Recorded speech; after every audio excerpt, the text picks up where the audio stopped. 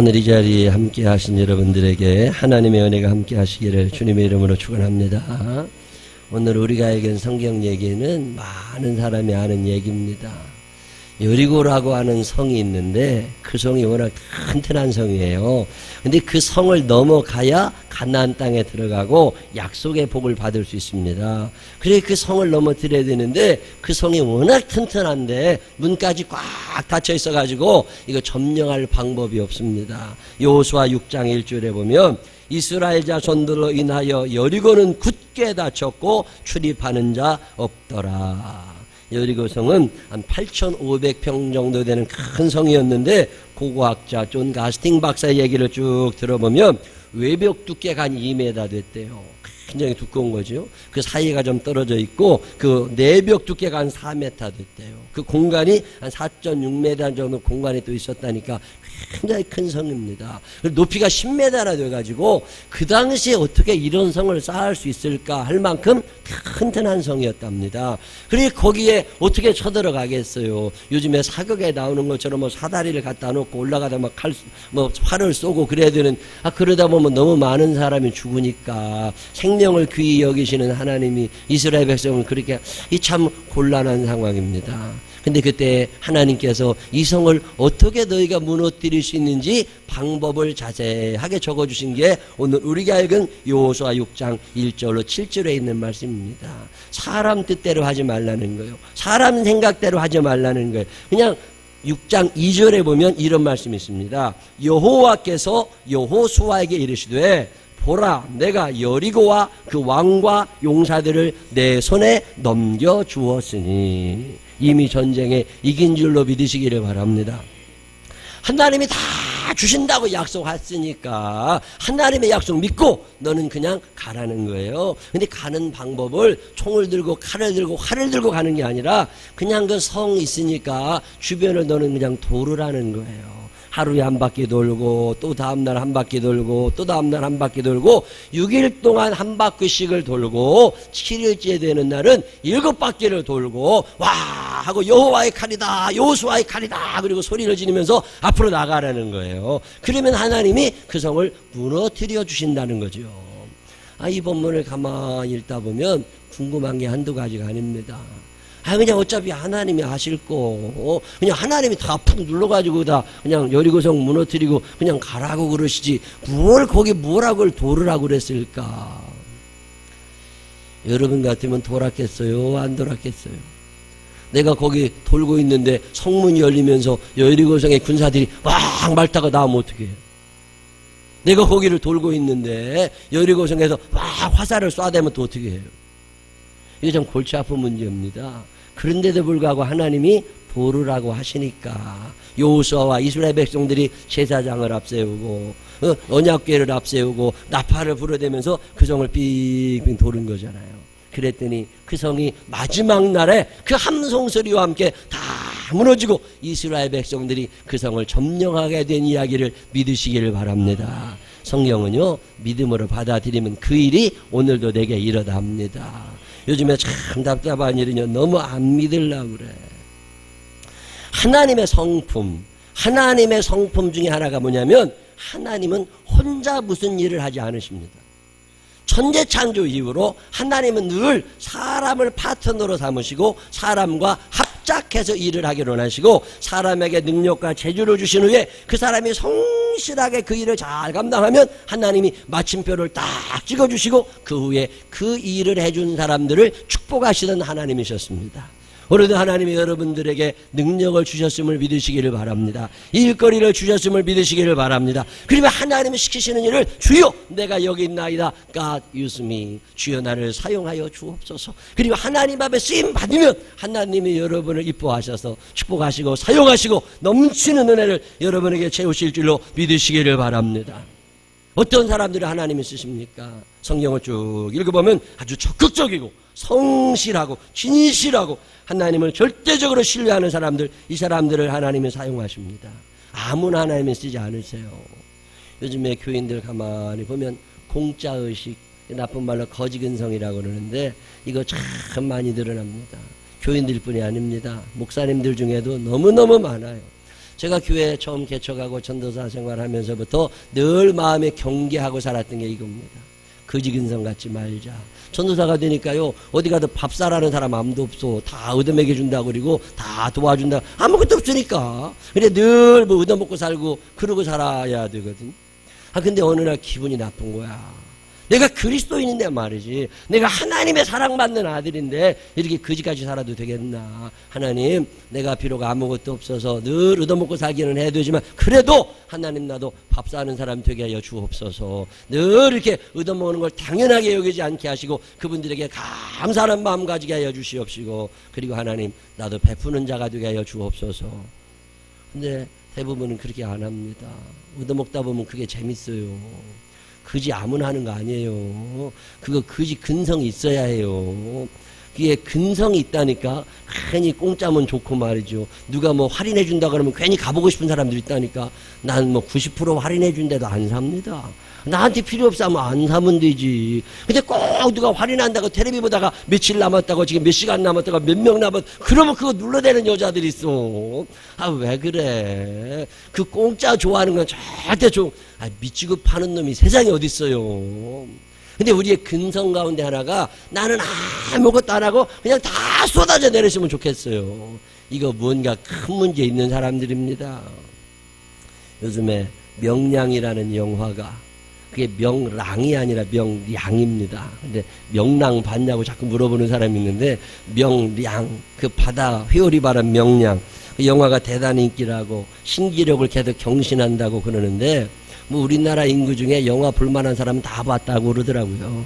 그 정도 좀 많이 봤다고. 아마 여기도 물어보면 성경 읽었냐고 그러면 손은 안 들겠지만, 영화 봤냐 그러면 다 들을 사람 많다고, 여기 창피스러울까봐 손 들어보라고도 보대. 그 명량이라는 영화가 인기 얻으니까 어떤 사람이 저한테, 저는 이순신 장군을 참 좋아했어요, 어렸을 때. 그 이순신의 전기를 읽었거든요.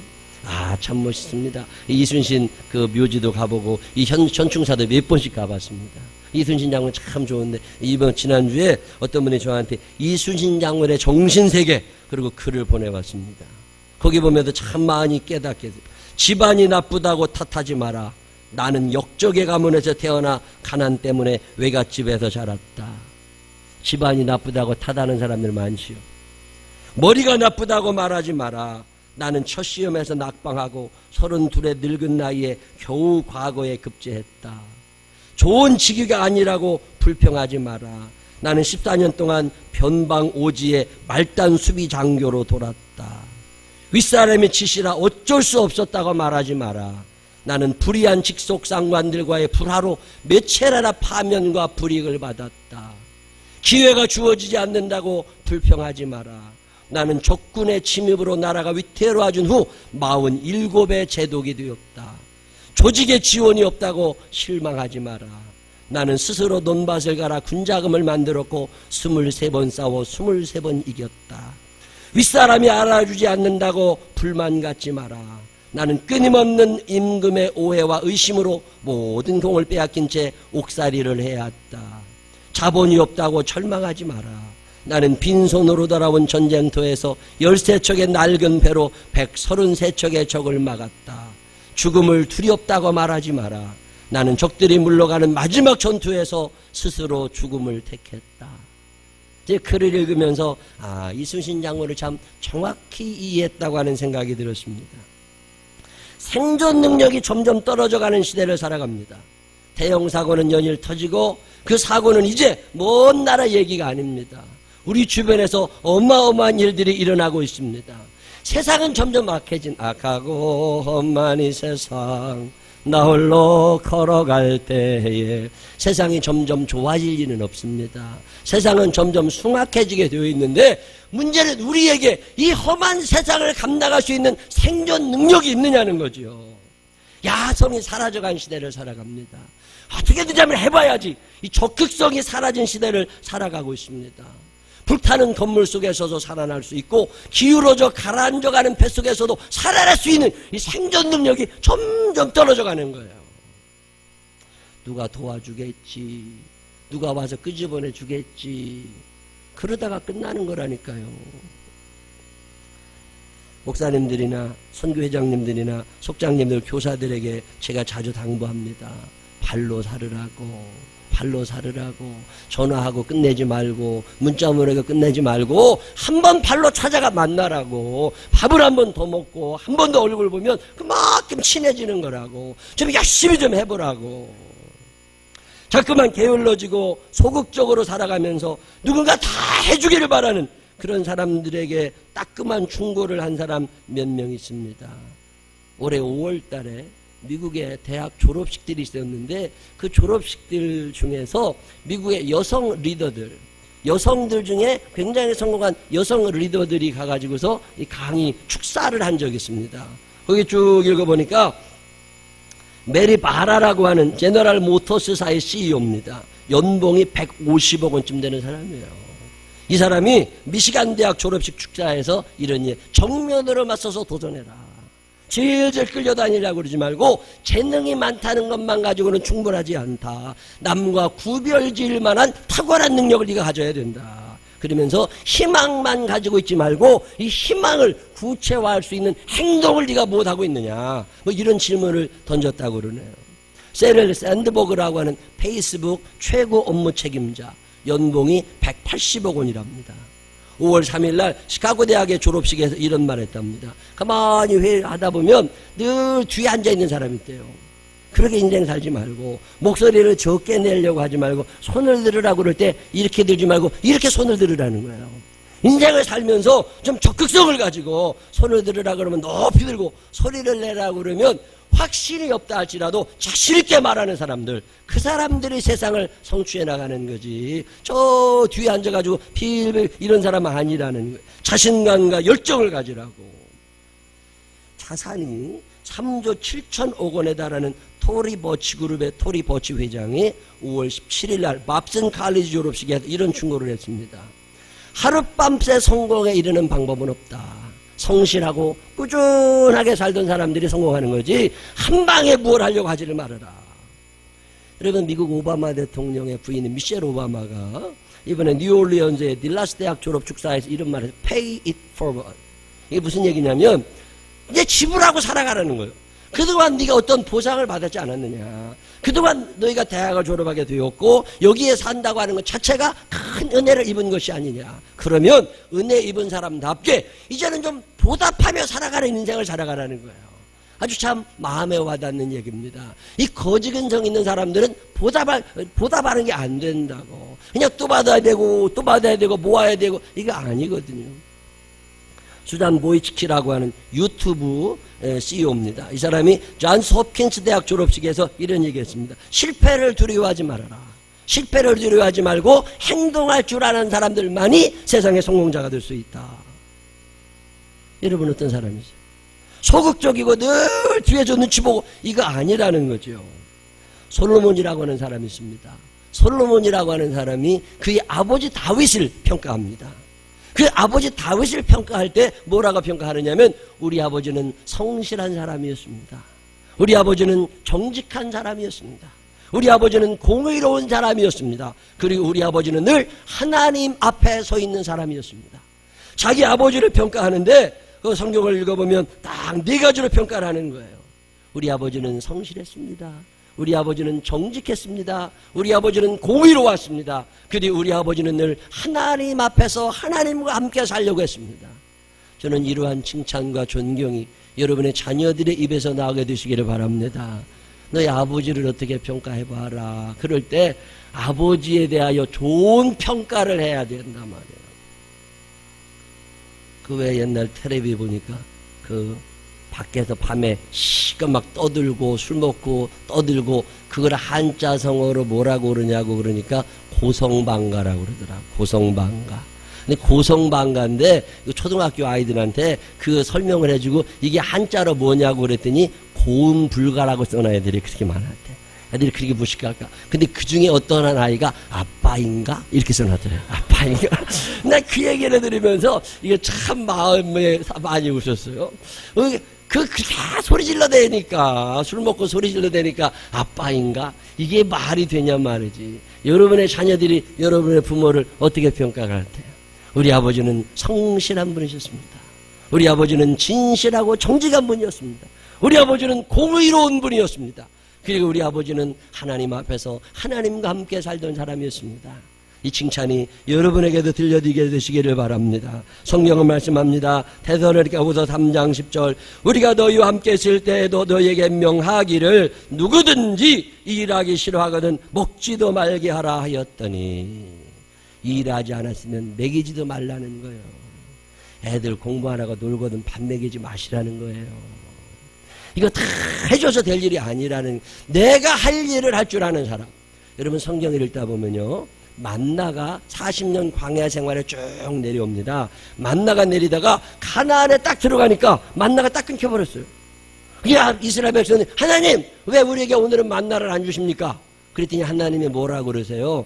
야, 네 주변을 둘러봐. 가나안에는 뜯어먹을 게 많아. 네가 이제 심어서 해먹어. 광야에서 아무것도 사람이 할 수 없을 때는 하나님이 먹여주시지만 이제 가나안에 들어가면 거기서 얼마든지 사람이 해먹을 수 있으니까 이제 하라고 하시는 거잖아요. 제가 전도사 할 때 메르테르 선교사의 이야기를 들으면서 은혜를 받은 적이 있습니다. 그러니까 오지에 가서 선교를 하는데 그 다 벗고 사는 사람들이니까 그 원주민들이야 다 벗고 살지만 이 선교사님은 옷을 입어야 되거든요. 벌레도 물고 그러니까 옷을 잘 입고 살았는데 물도 없고 비누도 없고 이 옷을 빨아 입을 수가 없으니까 어느 날 옷을 저녁에 이렇게 옷 벗어 걸어놓는데 너무 새까만 거예요. 그래서 하나님 앞에 기도했다는, 하나님 이 선교사 체면에 이렇게 더러운 느낌이가 안 될 것 같은데 옷이라고는 이거 한 벌밖에 없고 하나님 이거 물도 없고 비누도 없는데 하나님이 좀 빨아주셨으면 좋겠습니다. 그리고 하나님 앞에 기도하고 그리고 잠을 잤는데 그 다음날 아침에 일어났는데 옷이 하얗게 빨려져 있더라는 거예요. 야, 하나님이 기적을 일으켜 주셨구나. 그래 그 옷을 입고도 열심히 선교 활동을 했는데 또 옷이 새까매졌어요. 그리고 어느 날 저녁에 그걸 또 이렇게 걸어놓고서 하나님 앞에 기도했답니다. 하나님, 지난번에도 깨끗하게 빨아주셨는데 이번에도 한 번만 더 수고를 해주시라고. 제가 비누도 없고 물도 없다고. 그리고 났는데 그 다음날 아침에 옷이 하얗게 빨려져 있더라는 거예요. 그래가지고 이 옷을 입고 선교를 잘 했는데 이제 선교사 기간이 끝나가지고서 한 고국으로 돌아가게 돼서 이제 일찍 나가가지고 호텔에서 하루를 자고 내일 비행기 타고 떠나야 되는데 호텔 방에 옷이 하나님 이혼 있고 어떻게 본국에 가서 인사를 합니까? 하나님 아버지 이거 마지막으로 한 번만 좀 빨아주시라고 그랬더니 하나님께서 말씀하시더랍니다. 물도 있고 비누도 있다 네가 빨아라. 그래가지고서 그 얘기를 내가 들으면서 그렇구나. 우리가 어쩔 수 없을 때는 하나님 해주시지만 그만한 환경과 그만한 일이 있을 때는 하나님이 우리에게 일을 시키신다 그 말이에요. 하나님은 공짜로 하지 않으십니다. 우리가 발로 뛰는 만큼 하나님이 허락하시고 축복하시는 거예요. 하나님이 해주시지 않으면 안 될 것처럼 죽도록 기도하지만 내가 하지 않으면 안 될 것처럼 최선을 다할 때 그때 거기에 하나님의 역사가 일어나는 거예요. 뚱뚱하다고 하나님 앞에 살 빼달라고 기도하면 뭐라고 하시겠어요? 그만 좀 먹고 네가 뛰어라. 하나님이 당연히 하실 거 아니에요. 살 빼달라고 기도하지 말고 살을 빼. 우리가 충분히 할 수 있는 일은 하나님이 도와주지 않으십니다. 제가 피곤하고 하나님 나에게 건강을 좀 주십시오. 하나님 내가 지쳐서 안 되겠습니다. 그리고 하나님 앞에 건강을 달라고 기도하는데 하나님은 그 옛날에 그런 음성을 주시더라고요. 자라. 참으면 되잖아요. 참은 하나님이 다 해결해 주신다고. 잘 때 피곤이 풀리는 거고 잘 때 하나님의 역사가 이런 몸에다 오장육부가 살아나고 세포가 살아나는 거잖아요. 근데 잠도 안 자고서 늘 하나님 앞에 아니라니까요. 우리가 해야 할 일을 하라고 하나님은 말씀하시는 거예요. 건강하려면 소화도 잘 시키고 그래야 되는 전능하신 하나님이 못 하시는 게 몇 가지 있습니다. 전능하신 하나님이시지만 안 해주시는 거 몇 가지가 있어요. 그 중에 하나가 뭐냐면 과식하는 사람의 밥통을 하나님이 관리 못 하십니다. 그저 쓰도 때도 없이 먹어대면서 소화가 잘 되고 위장 튼튼하게 해달라고 그러면 그거 하나님이 어떻게 하세요? 내가 안 먹어야지. 과로 하는 사람의 몸통도 하나님이 관리 못 하십니다. 우리가 해야 될 일을 하나님은 늘 남겨주시는 하나님이십니다. 하나님은 우리와 합작으로 뭘 하기를 원하시는 거예요. 누가복음에 보면 고기 잡는 베드로의 이야기가 나옵니다. 밤이 맞도록 수고하였지만 아무것도 못 얻었어.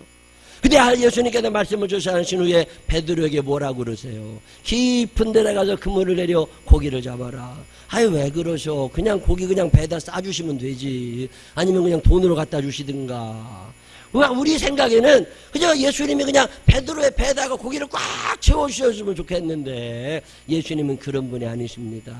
내가 저 깊은 데를 고기 몰아다 놨으니까 배 타고 나가서 그물 던져서 끌어당기는 건 네가 해.